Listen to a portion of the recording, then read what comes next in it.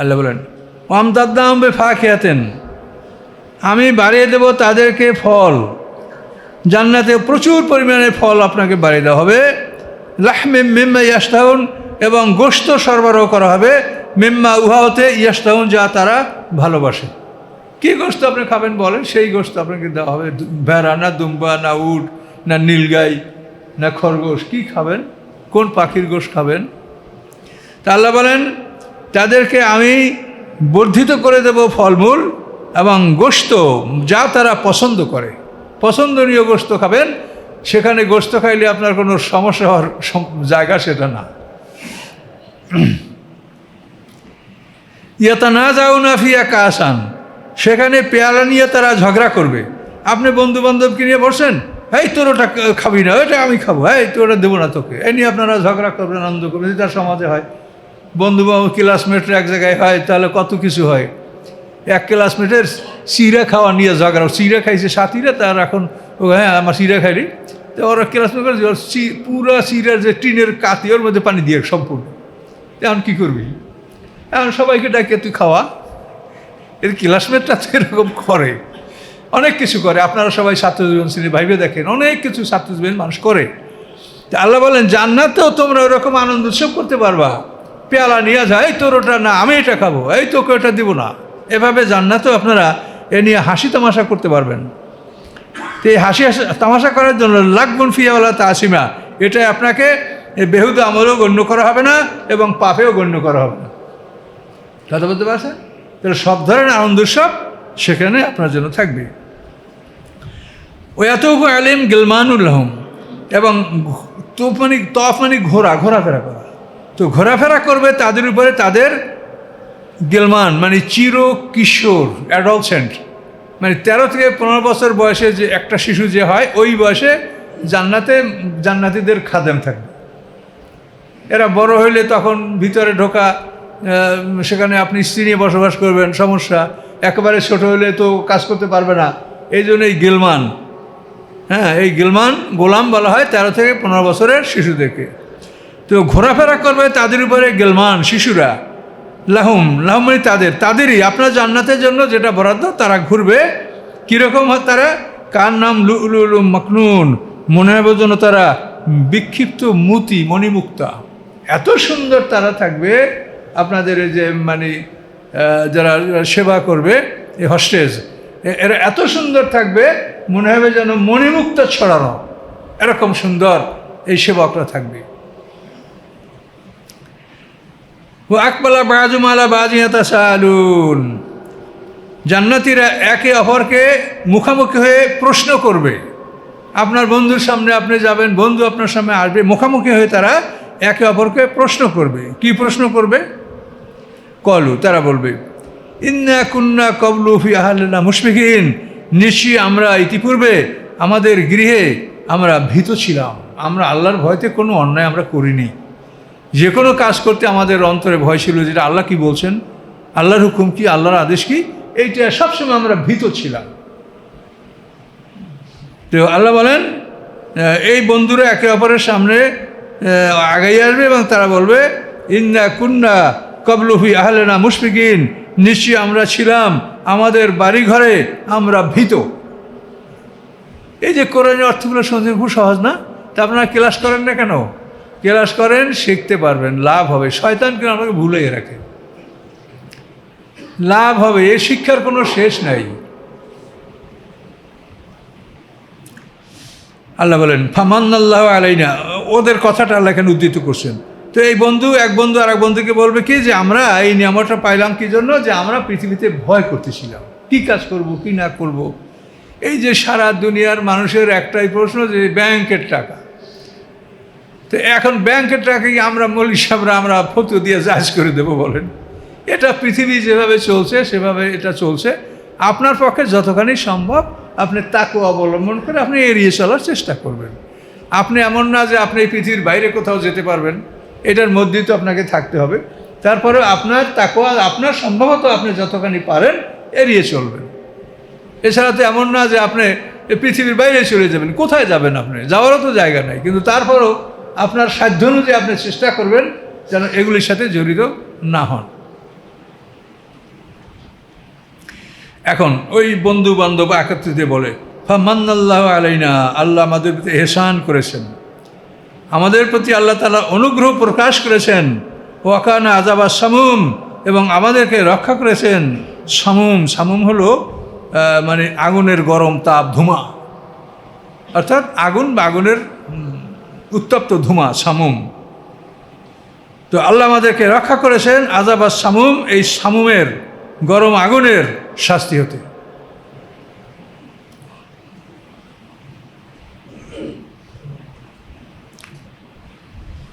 ইন্না কুন্না মিন ক্বাবলু নাদউহু, নিশ্চয়ই ইতিপূর্বে আমরা আল্লাহকেই ডাকতাম, আমরা আল্লাহকেই ডেকেছি, অন্য কাউকে ডাকি নাই। ইন্নাহু আল বাররুর রহিম, নিশ্চয়ই আল্লাহ তাআলা অতি দানশীল, অতি দয়াময়। বাররুন মানে এহসান, উপকার করে যে স্বেচ্ছায়। তো আল্লাহ তাআলা অতি বড় দানশীল এবং অতি দয়ালু। আমরা পৃথিবীতে আল্লাহকেই আমরা ডাকতাম, আল্লাহ ছাড়া অন্য কাউকে আমরা ডাকিনি। ফাযাক্কির, আল্লাহ বলেন আপনি উপদেশ দান করুন। ফামান তাবে নেমাতে রব্বিকে কাহিনু ওয়ালা মাজনুন, আপনি উপদেশ দিন, আপনি নন বে নেমাতে রব্বিকে, রবের নিয়ামতের কারণে গণক অথবা পাগল। এই নিয়ামত হলো নবুয়ত ও রিসালাত। এই নবুয়ত এবং রিসালাতের কারণে আপনাকে ওরা পাগলের গণক বলছে, এইটার আগে আপনাকে ওরা সাদেক আলামিন বলতো, ঠিক না? তাহলে এই নিয়ামতের কারণে আপনাকে ওরা পাগল বলছে, কথা বুঝতে পারছেন? এই জন্য আল্লাহ বলছেন যে ফামান তা, আপনি নন বে নেমাতে রব্বিকা, রবের নিয়ামতের জন্য। রবের নিয়ামত আপনাকে কোরআন নাযিল হয়েছে, আপনাকে রিসালাত দেওয়া হয়েছে, নবী করা হয়েছে, রসুল করা হয়েছে। এই নিয়ামতের কারণে আপনি গণকও নন, পাগলও নন। এই নিয়ামতের আগে ওরা আপনাকে সাদেক আলামিন বলতো। এই নিয়ামত লাভ করার পরে ওরা আপনাকে বলে মুহাম্মাদের পবিত্র মোজাম্মাম, তারপরে সাদেক আলামিনের পবিত্র ওরা বলে কাজ্জাবুল খায়েন, নাউজুবিল্লাহ। তো সেই কথা আল্লাহ বলছেন যে আপনি আপনার রবের নিয়ামতের কারণে আপনি গণকও হন নাই, পাগলও হন নাই, জাদুকরও হন নাই, বরং এই নিয়ামতের কারণে আপনি সম্মানিত হয়েছেন, পৃথিবীর সর্বশ্রেষ্ঠ মানুষ হয়েছেন আপনি, খুলুকুন আজিম, আপনি শ্রেষ্ঠ চরিত্রের অধিকারী। কুল, আপনি তাদেরকে বলুন তারাব্বাসু, তোমরা অপেক্ষা করো, ফাইন্নি মাকুম মিনাল মুতারাব্বিসিন, আমিও তোমাদের সাথে অপেক্ষাকারী থাকলাম। চলো সামনে সময়টা আসুক, তারপর বিচারের মাঠে ওঠো, তখন দেখবে যে কি অবস্থা তোমাদের হয়। কুল, আপনি বলুন তারাব্বাসু, তোমরা অপেক্ষা করো, ইন্নি মাকুম মিনাল মুতারাব্বিসিন, আমি তোমাদের সাথে অপেক্ষাকারী থাকলাম, সেদিন দেখা হবে। আল্লাহ বলেন আম তা'মুরহুম আহলামুম বিহাযা আম হুম কওমুন তাগুন, আল্লাহ বলেন তাদের জ্ঞান কি তাদেরকেই আদেশ দিচ্ছে? তাদের মোহাম্মদ সাল্লামকে কাহেন বলছে, জাদুকর বলছে, কবি বলছে, পাগল বলছে, এগুলো তারা বলছে, এটা কি তাদের আহলাম, তাদের আকল, তাদের জ্ঞান, এই তাদের জ্ঞান কি তাদেরকে আদেশ দিচ্ছে? এটা জ্ঞানের কথা কেন বলা হলো? যে তোমরা যে লোকটাকে 40 বছর পর্যন্ত তোমাদের মধ্যে দেখলে, তোমাদের এই বংশীয় সন্তান, আরবের মক্কা লোকরা তো অধিকাংশ কোরাইশ বংশেরই বিভিন্ন শাখা প্রশাখা, তাহলে এই ছেলেটা তোমাদের মধ্যে ছিল, তোমাদের মধ্যে লালিত হয়েছে, তোমাদের মধ্যে বড় হয়েছে, তোমরা তাকে দেখলে যে সমাজের সবচেয়ে ভালো মানুষ, তারপরও তোমাদের জ্ঞানকে তোমরা ব্যবহার করছো না। সেই জন্য আল্লাহ বলছেন আম তা'মুরহুম আহলামুম বিহাযা, তোমাদের জ্ঞান কি তোমাদেরকে এই আদেশ দিচ্ছে যে এই লোকটাকে তোমরা যা বলছো এটা কি সত্য, বলা কি উচিত? আম হুম কওমুন তাগুন, আল্লাহ বলেন অথবা তারা একটা বিদ্রোহী সম্প্রদায়। বিদ্রোহ মানে বুঝি যে ভালো মানব না। আবু জাহেল মুহাম্মদ সাল্লাম সম্পর্কে বসে আল্লাহে ইন্নী লা আ'লামু আন্নাহু লাসাদিক। উতবা বিন রবিয়াকে উনি আবু জাহেলের কথা বলছে, আল্লাহর কসম নিশ্চয়ই নিশ্চয়ই নিশ্চয়ই মুহাম্মদ সাল্লাম সত্যবাদী। আল্লাহে ইন্নী লা আ'লামু আন্নাহু লাসাদিক, আল্লাহর কসম মুহাম্মদ সাল্লাম, আল্লাহর কসম নিশ্চয়ই নিশ্চয়ই নিশ্চয়ই নিশ্চয়ই মুহাম্মদ সত্যবাদী। এটা হলো আবু জাহেলের কথা। এবং আল্লাহ কোরআন পাকে এটা বলেছেন ইয়ারিফুনা নি'মাতাল্লাহি সুম্মা ইনকিরুনাহা, তারা আল্লাহর নিয়ামতকে চিনল, চেনার পরে তারা নিয়ামতকে অস্বীকার করলো। এই নিয়ামত হলো নবুয়ত এবং রিসালাত। এ তারা চিনতে পারছে, চেনার পরেও বিদ্রোহবশত তারা এই নিয়ামতকে অস্বীকার করেছে। সেই জন্য আল্লাহ তাদের জ্ঞানের দিকে ইঙ্গিত করেছে যে তোমাদের জ্ঞান কি তোমাদের আদেশ করে, তোমরা যে জ্ঞান রাখো সেই জ্ঞানে কি প্রমাণ হয় যে মুহাম্মদ সাল্লাল্লাহু আলাইহি ওয়াসাল্লাম রাসূল না অন্য কিছু তোমরা যা বলে কি ঠিক? বরং তোমরা বিদ্রোহী একটা সম্প্রদায়। আম ইয়াকুলুনা তাকাব্বালাহু, অথবা তারা কি বলে যে মুহাম্মদ সাল্লাল্লাহু আলাইহি ওয়াসাল্লাম এগুলো বানায়া বলছেন। তাকাব্বালা মানে কথা বানিয়ে বলা। অথবা তারা কি বলে যে মুহাম্মদ সাল্লাল্লাহু আলাইহি ওয়াসাল্লাম বানিয়ে বলেছেন? না, বাল লা ইউমিনুন, বরং সব কিছুর মূলে হলো তারা ঈমান আনে না। মুহাম্মদ সাল্লাল্লাহু আলাইহি ওয়াসাল্লাম তার মুখের বাণী কোরআন, কিন্তু মুহাম্মদ সাল্লাল্লাহু আলাইহি ওয়াসাল্লাম তো সাধারণ মানুষ না। অসাধারণভাবে তাকে আল্লাহ তাআলা প্রশিক্ষণ দিয়েছেন, জিবরিল আমিনের মাধ্যমে তিনি কথা বলেছেন, এবং এই কথাগুলি তিনি আল্লাহর যা কথা তাই তিনি বলেছেন। কথা বুঝতে পারছেন? কিন্তু কি বলবো, দুঃখজনক কথা, আমাকে তো বিভিন্নকে মোবাইল করে। একজনে ওই হাদিস নিয়ে তো আমার সাথে এদের একটা মানে তারা যেটা বলছে, এখন একজনে বলে কোরআনও তো হাদিস, এটা তো মুহাম্মদ সাল্লাল্লাহু আলাইহি ওয়াসাল্লামের মুখ থেকে আসছে। এখন কি বলবেন? তাহলে কোরআন ও হাদিস এইটা যদি একজন আলেম বলে, তাহলে তার মানে কি বিচার হবে সেটা তো দেখবেন হাসরের ময়দানে। কোরআন ও হাদিস, হ্যাঁ, কীরকম কথা, কি ভয়ঙ্কর অবস্থা এদের দেখেন। মানে এমনভাবে গোমরাহিতে পেয়েছে শয়তানে যে কোনোভাবেই সত্যের দিকে অগ্রসর তারা হবে না। কোরআন ও হাদিস, তা আপনি যদি হাদিস না মানেন তা কোরআন কী জন্য মানেন? কি কোরআন তো মুহাম্মদ সাল্লাল্লাহু আলাইহি ওয়াসাল্লাম বলছে। কিন্তু এখানে কোরআন বলার ব্যাপারে যে আল্লাহ এই কথাগুলো বলছে, তাকাব্বালাহু, মুহাম্মদ সাল্লাল্লাহু আলাইহি ওয়াসাল্লাম যদি এই কোরআনকে বানিয়ে বলতো তো লাখাযনা মিনহু বিল ইয়ামিন, আমি তার ডাইন হাত ধরতাম, সুম্মা লাকাতানা মিনাল ওয়াতিন, এরপরে আমি তার মানে জীবন ধমনী আর্টারি ভিন, যেগুলির সাথে মানুষের জীবনের সম্পর্ক কেটে দিলে মানুষ আর বাঁচে না, এই রগগুলি আমি কেটে দিতাম। এত বড় কঠিন কথা আল্লাহ মুহাম্মদ সাল্লাল্লাহু আলাইহি ওয়াসাল্লামকে বলেছেন। তাকাব্বালা, যে মুহাম্মদ সাল্লাল্লাহু আলাইহি ওয়াসাল্লাম যদি বানাইয়া বলে, তাহলে আল্লাহর কথা তো আল্লাহ আমাদের কাছে বলবেন না, আর বলা সম্ভব না। তিনি রাসূলকে বলেছেন, তার মাধ্যমে এই কথাগুলো শুনেছি। এখন যদি আপনি বলেন যে কোরআন আর হাদিস সমান, কোরআনও তো হাদিস, তাহলে এর সাথে তর্ক করে লাভ আছে? হেদায়েত তো আমাদের দায়িত্ব না যে ওনাকে হেদায়েত আমার করতেই হবে। আমাদের কথা হলো সত্য কথা পৌঁছিয়ে দেওয়া।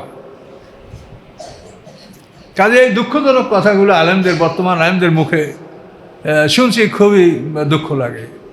একদিন এক আলেমকে যখন আমি কোরআন দ্বারা তারে ধরলাম যে ফাতিহা, আপনি কোরআনে স্পষ্ট বলা হয়েছে যে কোরআন তেলাওয়াত শুনতে পেলে তোমাকে চুপ থাকতে হবে, শুনতে হবে কোরআনের আয়াত। এখন না ফাতিহা কোরআন না, তাহলে কী করবেন? তার সাথে তর্ক আর কথা বলতে। এইরকম মানুষ যদি জিদ ধরে, তাহলে তাদের সাথে আমাদের তর্কের প্রয়োজন নেই। তার কারণ হেদায়েত তো আল্লাহর হাতে, হেদায়েত তো আমার হাতে না যে আমি একজনকে খুব বললেই সে হেদায়েত হবে, আমি একজনকে গালি দিলে সে আমার মতামত গ্রহণ করবে। এটা কি ঠিক? আলেমদের এটা জানা উচিত। কোরআনে আল্লাহ কি বলছেন? কোরআনে আল্লাহ বলছেন, মুশরিকরা যে দেবদেবীর পূজা করে তোমরা তাদেরকেও গালি দিও না। মানে গালি দেওয়াটা কিন্তু একটা মস্ত বড় অপরাধ। ওয়ালা তাসুব্বুল্লাযীনা ইয়াদুনা মিন দুনিল্লাহি ফায়াসুব্বুল্লাহ আদম বেগেরেন। আল্লাহ বলেন, আল্লাহর সাথে যারা শরিক করে তাদের ওই দেবদেবী শরিকদেরকে তোমরা গালি দিও না। যদি ওদেরকে গালি দাও তো ওরা তোমার আল্লাহকে গালি দেবে। তো এই গালি জিনিসটা এত বড় ব্যাপার যে কোনো অবস্থায় গালি দেওয়া যাবে না, এটা কোরআনের আদেশ। কিন্তু আমরা কই মানছি, আমাদের এই আলোচনা শুনলে তো অবাক হয়ে যাওয়া যে কীভাবে গালিগালাজ একে অপরকে আলেমরা আমরা করছি। তাহলে এরা কি কোরআন পড়ে? কোরআনের কোনো জ্ঞান আছে? আপনি গালি দিলে আপনার গালি শুনিয়া কি কেউ আপনার মত অবলম্বন করবে? গালি দিলে কেউ হেদায়েত হবে? আপনার কথা যদি সুন্দর হয়, যুক্তি প্রমাণ যদি উপযুক্ত হয়, কারো কাছে গ্রহণযোগ্য হলে আপনি গ্রহণ করবে। এখন আপনারা জোরপূর্বক গালি দিয়ে, মন্দ বললে, ধমক দিয়ে কি আপনারা মানুষকে মুসলমান বানাবেন বা আপনার মত গ্রহণ করাবেন? তো এগুলো দুঃখজনক ব্যাপার। এটা যারা করুক, আমরা যেন কখনো এটা না করি। সব কিছুর প্রতিশোধ নেওয়া যাবে, কিন্তু গালির কোনো প্রতিশোধ নেওয়া যাবে না। গালি দিলে ভালো কথা দ্বারা প্রতিহত করতে হবে। ইদফা বিল্লাতি হিয়া আহসান, উত্তম দ্বারা তুমি মন্দকে প্রতিহত করো। তো আল্লাহ বলেন, আম ইয়াকুলুনা তাকাব্বালাহু, তারা কি বলে যে মুহাম্মদ সাল্লাল্লাহু আলাইহি ওয়াসাল্লাম বানাইয়া বলছে? এটা বলে তারা। তো মোহাম্মদ সাল্লাম বানায় বলতে পারে, তা তোমরা বানায় বলো। তোমরা যদি বলো যে মোহাম্মদ সাল্লাম বানায় বসে, তা তোমরা বানায় বলো। মোহাম্মদ সাল্লাম একা, তোমরা সারা পৃথিবীর মানুষ, জিন ইনসান দুই দল তোমাকে ছেড়ে দিলাম। বলছেন আল্লাহ, লাবিস্তামালতিল জিন্নু ওয়াল ইনসু আলা ইয়াতু বিমিসলি হাযাল কুরআনে লা ইয়াতুনা বিমিসলি ওয়ালাউ কানা বাযুহুম লিবাযিন যহিরা। সমগ্র পৃথিবী জিন ইনসান যদি একত্রিত হয়ে যায় এবং একে অপরকে যদি সাহায্য করে, তো একে অপরের সাহায্য সহযোগিতা নিয়ে তারা কোরআনের মতো একখানা কোরআন রচনা করতে পারবে না। তাহলে তুমি কি করে বলো যে কোরআন মানুষের রচনা? সেই জন্য আল্লাহ বলেন, তোমরা কি বলো তাকাব্বালাহু, মোহাম্মদ এটা বানিয়ে বলছে, তো বানিয়ে বললে তোমরা বানাও, পারো নাই, না পারলে আল্লাহ বলছেন ফাতুবি আশারি সুয়ারের মিসলি, তোমরা এই কোরআন মতো 10টা সূরা তোমরা নিয়ে আসো। তাও তারা পারে নাই, না পারার পরে আল্লাহ বলছেন ফাতুবি সূরাতাম মিন মিসলি, ছোট্ট একটা সূরার, এই সূরা কোরআনের ছোট্ট সূরাগুলির মতো একটা সূরা তোমরা নিয়ে আসো। সূরা কাউসারকে লটকানো হলো কাবা ঘরের দেওয়ালের সাথে, পারল না। ওরা মুসাইলামা কাযযাবকে বলছিল সে তো নবী দাবিদার, নবী যারা ভণ্ড নবী দাবি করছে 4টা লোকে, এর মধ্যে এলো সর্দার মুসাইলামা কাযযাব। এর অঞ্চলটা ছিল ইয়ামামা। ইয়ামামাটা হলো মানে পারস্য সাগরে, ওপার হলো ইরান আর এপার তো আরব, তো এই পারস্য সাগরের কিনারা অঞ্চলে। আর এটা হলো যে আমরা এখন যে ম্যাপটা দেখি যে পারস্য উপসাগরের যে এপারে যে পশ্চিম বা দক্ষিণ অঞ্চলে এই জায়গাগুলো কিন্তু সব ইরানিদের দখলে ছিল। এখন তো এটা আরবদের অধীনে, কিন্তু এই অঞ্চলটা ওই সময় ইরানিদের দখলে ছিল। আর এদিকে ইরান মানে সিরিয়া, এই বায়তুল মুকাদ্দাস অঞ্চল এগুলো ছিল রোমের অধীনে। রোম সাম্রাজ্যটা ছিল, রোম তো আপনারা জানেন যে তুরস্কের উত্তরে রোম, তো ওখান থেকে ওরা ছিল এদিকে পশ্চিম দিকে ইথিওপিয়া পর্যন্ত, আর ইরানিরা ছিল এদিকে আরবের এই যে মানে উপকূলীয় যত দেশগুলি, এডেন, ওমান, তারপর এদিকে এগুলি সব ইয়ামান পর্যন্ত, এগুলো ইরানিদের অধীনে ছিল এই দেশগুলি। আর মাঝখানে ছিল প্যাগান আরব। তো ওই জন্য ওই ইয়ামামা এটা হলো পারস্য উপসাগরের তীরবর্তী এলাকা, ইরান ঘেঁষে, ওপার ইরান এপার ইয়ামামা। তো এই লোক ভণ্ডনবীদের সেরা ছিল। এবং এই লোক যখন আবু বকর সিদ্দিক রাদিয়াল্লাহু তাআলার বিরুদ্ধে যখন এর বিরুদ্ধে আবু বকর সিদ্দিক রাদিয়াল্লাহু অভিযান চালিয়েছেন, তখন ইরানিরা কিন্তু তাদেরকে ব্যাপক সাহায্য করেছিল এই মুসাইলামা কাযযাবকে। এই সাহায্য করার কারণেই সেই যুদ্ধে মুসলমানদের ব্যাপক ক্ষয়ক্ষতি হয়েছিল। 300 হাফেজে কোরআন শাহাদাত বরণ করছিল, খুব ভয়ঙ্কর ব্যাপার। তো এই মুসাইলামাকে আরবের লোকেরা বলছিল যে তুমি যখন নবী দাবি করো, তো তুমি এই কাউসারের মতো একটা সূরা রচনা করে দেখাও। তো মুসাইলামা বলে ঠিক আছে, আমাকে সময় দাও। তখন একটা সূরা রচনা করলো, ইয়া আবার ইন্নামা আন্তা উজদানি আসাদার সাইরিকা হাকারা ফাকার, এই সূরা আবিষ্কার করলো। এখন ওরা এই সূরা শুনেকে তুমি সর্বনাশ করেছো, তুমি কি করেছো? এর অর্থ হল হে ইঁদুর, তোমার আছে কানদেল, ইঁদুরে খুব কানে শোনে এবং বুদ্ধি আছে খুব, কিন্তু চোখে দেখে ঝাপসা। ইঁদুর কিন্তু ভালো চোখে দেখে না, শব্দ শুনে দৌড় দেয়। হে ইঁদুর, তোমার আছে কানদেল, তোমার আর সব কিছুই অসার, আর কিছু তোমার মধ্যে মূল্যবান নাই। তখন আরবের লোকেরা বললে যে তুমি আমাদের সর্বনাশ করেছো, যে এইটা কি কোরআনের সাথে এটা মিলে? হ্যাঁ, কাউসার একটা শব্দের উপরে সপ্তাহব্যাপী তাফসির করলে ফুরায় না, কাউসার একটা শব্দ, আর তুমি এটা কি করলে? তো শেষ পর্যন্ত তারা কোরআনের ছোট্ট একটা সূরার সাথে মোকাবেলা করতে তারা সক্ষম হলো না। তো সেই জন্য আল্লাহ বলছেন যে তোমরা কি বলতে চাও যে মুহাম্মদ সাল্লাল্লাহু আলাইহি ওয়াসাল্লাম বানিয়ে বলে? যেটা বানিয়ে বলছে, বানিয়ে বলে তোমরা বানাও। সে একজন অশিক্ষিত মানুষ, মূর্খ মানুষ, কোনো একাডেমিক সার্টিফিকেট তার নাই, কোনো স্কুল কলেজে পড়ে নাই, সে একজন অশিক্ষিত উম্মি। তো সে যদি এটা বানায়, তো তোমরা তো লেখাপড়া জানো অনেকে, তোমরা বানাও। তাহলে স্পষ্ট যে কোরআন এটা আল্লাহর বাণী এবং কোরআনের হেফাজতকারী আল্লাহ। ইন্না নাহনু নাজ্জালনা যিকরা ওয়া ইন্না লাহু লাহাফিজুন। আল্লাহ বলেন এই কোরআন আমি অবতীর্ণ করেছি, কোরআনের হেফাজতকারী আমি। কাজে এই কোরআনকে যদি অন্য কোনো গ্রন্থের সাথে তুলনা করা হয়, তো সে আলেমদের সাথে কথা বলার কোনো প্রয়োজন আছে আমাদের? বলেন, এই কোরআনকে অন্য কোনো গ্রন্থের সাথে যদি তুলনা করা হয়, তাহলে তার সাথে কথা বলার আমাদের কোনো প্রয়োজন নেই। তার কারণ হেদায়েত হলো আল্লাহর হাতে। আমরা কাউকে একেবারে হেদায়েত করবে দায়িত্ব তো আমাদের না।